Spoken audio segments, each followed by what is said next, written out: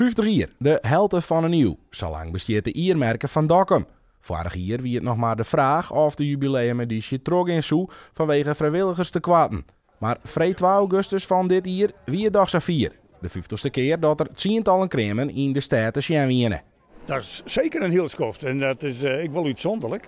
En wat we nu meemaken, we binnen 50 jaar net ontkrimpen of rusten op ons lauweren.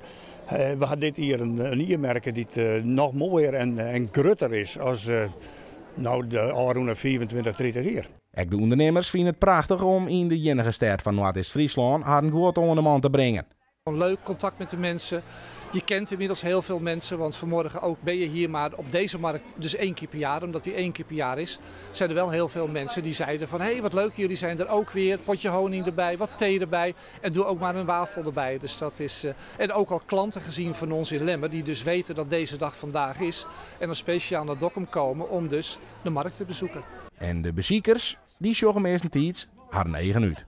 Wat vind je zo mooi aan je merk hier in Dokkum? Nou, ik maak het mooi vanwege de vrouw. Dus je vindt het zelf net zo vol? Ik vind het wel leuk, maar net dat ik nog eens zeg van dat laat het me jongen. Maar ik vind het ook gezellig hier.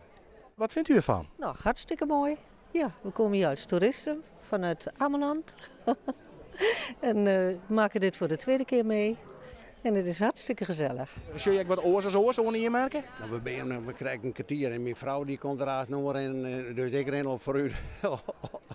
Dan wist het wel tegen. Je bent op vaarverkenning? Ja, juist. Dus snap ze het wel.